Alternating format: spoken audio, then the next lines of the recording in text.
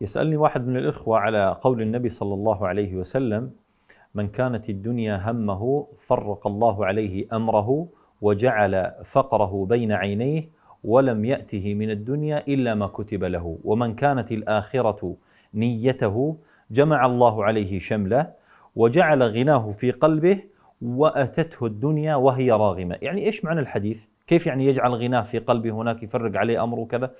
معنى الحديث باختصار شديد أن من ينظر إلى ما قد جعل الله للمؤمنين يوم القيامة من النعيم الدائم الكثير الذي لا ينقطع ولا يمنع عن أهل الجنة، فإنه يرى أعظم ما في هذه الدنيا شيء لا قيمة له.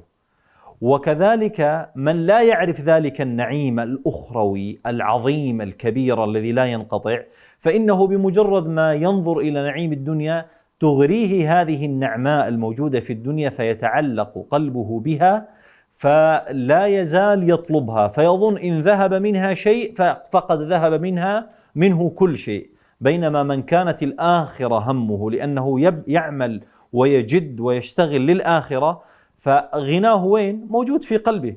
حتى لو راحت الدنيا هو عنده حساب آخر، تفكير آخر، لا زال ينتظر يوم القيامة، فهذا يكون غناه في قلبه وستأتيه الدنيا وهي راغمة، لأنه أصلا هو ما هم دور عليها. هذا معناه، والله عز وجل أعلى وأعلم.